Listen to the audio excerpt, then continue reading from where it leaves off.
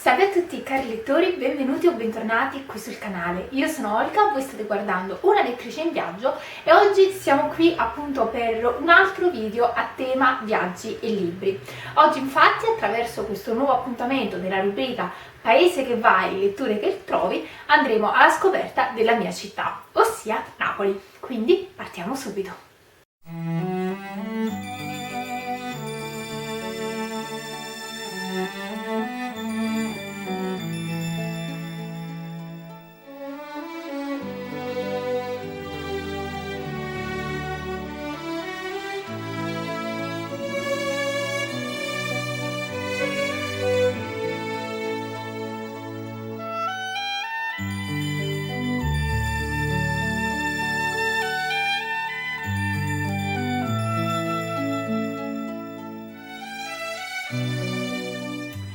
Questo video in realtà non era previsto perché volevo caricarne un altro, però sarà che piove, c'è la neve sul Vesuvio, fa freddo e forse ho voglia di viaggiare, ecco, in questo momento, e non avevo, diciamo, granché voglia di registrarvi l'altro video, quindi ho detto fammi un po' andare a vedere se era rimasto in sospeso qualche video a tema viaggi in qualche modo, e ho trovato che nell'ultimo sondaggio che vi ho fatto tanto tempo fa sul mio account Instagram erano arrivati a pari merito Napoli e Venezia, quindi oggi facciamo Napoli e poi insomma prossimamente faremo l'episodio su Venezia. Chiaramente prima di iniziare vi ricordo di seguirmi sul mio nuovo sito web www.unalettriceinviaggio.com, di iscrivervi al canale, mettere mi piace e attivare la campanellina, così insomma da non perdere nessun nuovo video. E chiaramente sul sito web trovate anche poi riferimenti agli altri canali social dove mi potete trovare, e ovviamente vi invito a seguirmi lì soprattutto perché spesso carico e scrivo ovviamente degli articoli, quindi insomma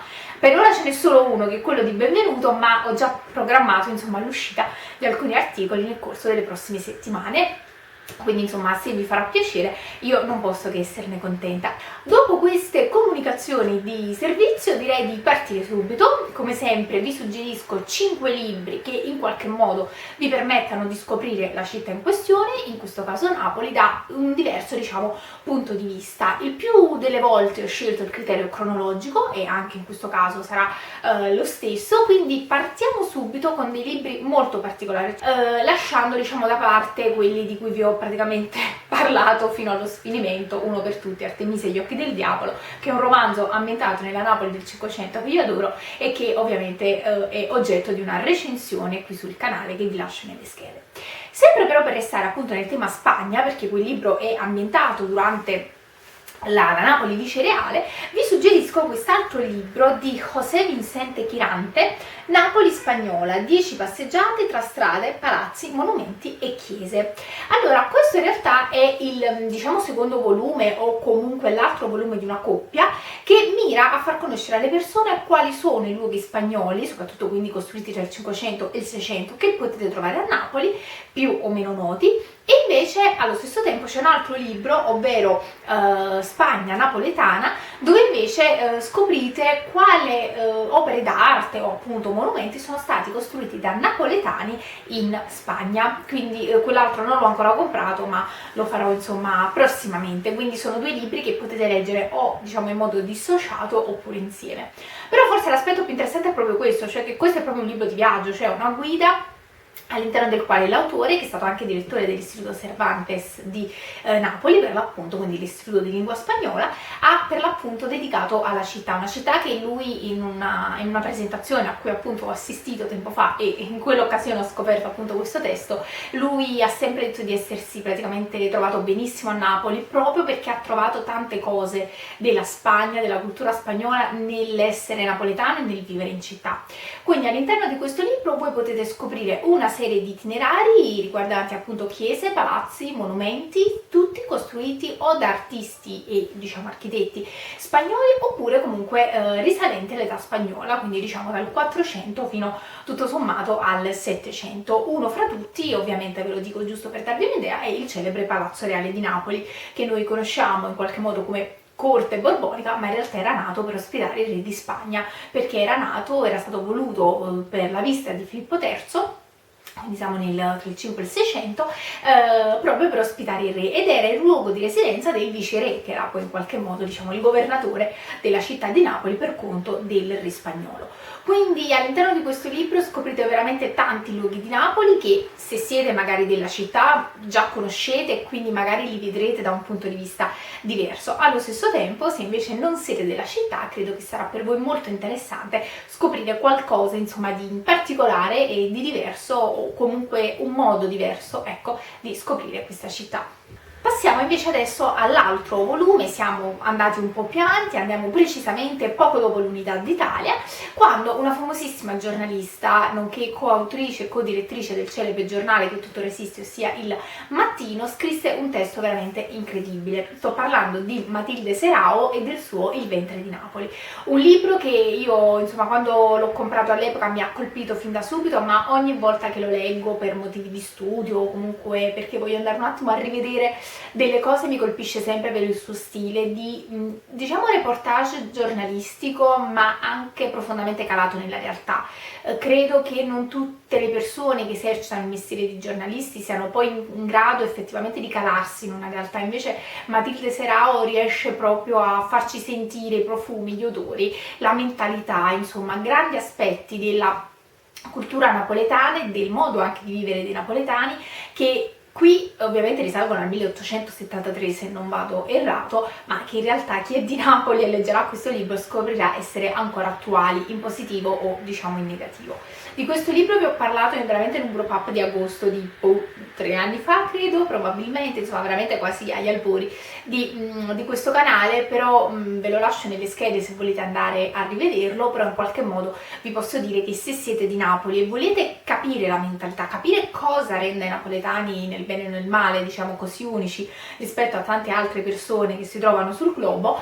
questo libro secondo me potrà essere veramente interessante e adatto, perché contiene, credo, le risposte alle vostre domande e soprattutto da un punto di vista urbanistico c'è un capitolo molto interessante dal titolo Il Grande Paravento, dove lei parla proprio di una strada celebre, diciamo, di Napoli per noi napoletani, il Corso Umberto, detto anche il rettifilo, perché lì passavano i tram, che lei appunto definisce qual è il grande paravento che nasconde in realtà la vera realtà di Napoli. E io tante volte quando mi trovo a passeggiare lì effettivamente rifletto molto sul fatto che quella è comunque una delle strade più belle, con dei bellissimi palazzi, poi basta veramente girare l'angolo e andare in un piccolo vicolo per trovare veramente tutt'altro mondo. Quindi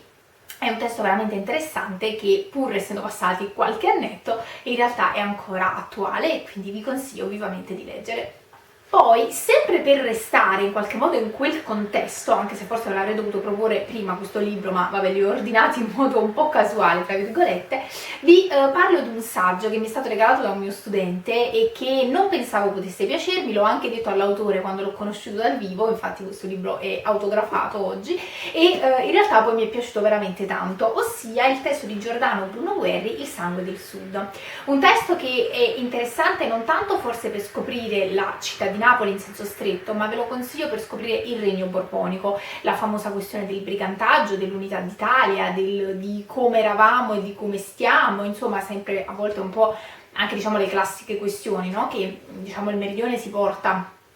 dietro dall'unità d'Italia in poi. Però diciamo che è un testo che a me è piaciuto tanto, soprattutto perché qui scoprite tantissime e bellissime biografie di uomini e donne che hanno deciso di lottare.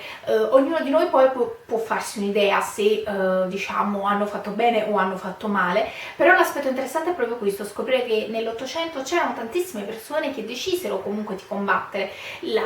l'arrivo dei piemontesi. Non voglio parlare di invasione perché comunque la situazione è complicata, però diciamo l'arrivo dei piemontesi, e che hanno effettivamente lasciato una traccia. Sono stati protagonisti di eventi molto eroici, ma anche di eventi molto drammatici da ambo le parti, perché è importante ricordarci questo, cioè che comunque l'arrivo dei piemontesi nel meridione ha interessato i due fronti, sia il regno borbonico che li riceve, ma sia i piemontesi che arrivavano, quindi insomma non è così semplice dividere la storia con un coltello e dire no, qui sta il buono, qui sta il marcio, no, in realtà la situazione è sempre molto più complessa. Però questo è un testo che io ho amato tantissimo per la sua prosa, il suo stile, e perché appunto, ripeto, vi fa capire un po' come vivevano, non un po', in realtà vi fa capire tanto di come vivevano le persone nell'Ottocento nel meridione, e vedrete che tantissime cose ahimè non sono cambiate, quindi alcune difficoltà che le persone affrontavano all'epoca sono tuttora esistenti in alcune parti del nostro meridione. Quindi è un testo veramente illuminante che ho veramente amato e non me lo sarei mai aspettato, perché all'inizio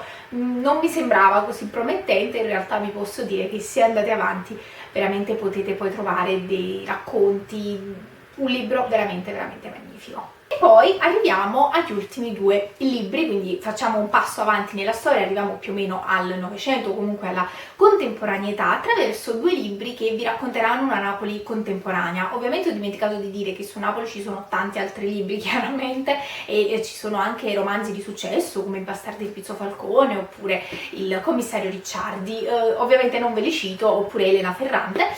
col suo L'amica geniale, non ve li cito semplicemente perché non li ho letti, quindi insomma non posso dare un giudizio. Però prossimamente, insomma, chissà che nell'autore del mese di qualche mese che verrà non ci possa essere uno di questi autori, quindi vi invito a seguire anche quella rubrica, perché magari insomma riserverà tante sorprese. Ma proprio per parlare, diciamo, anche di un libro un attimo un po' più leggero, no? Perché vi ho parlato comunque di libri abbastanza impegnativi, vi consiglio La compagnia delle illusioni di Enrico Jagnello, praticamente il commissario Nappi di A un passo dal cielo, che ho scoperto dopo la veste di attore, chiaramente, ho scoperto e apprezzato tantissimo nella veste di scrittore, di questo libro veramente incredibile, che parla di una Napoli contemporanea, ma anche di una Napoli dove l'apparenza inganna, dove ogni personaggio in realtà non è ciò che sembra, e dove ogni persona può allo stesso tempo interpretare un personaggio, e che in qualche modo secondo me si ricollega un po' a quell'arte di arrangiarsi tutta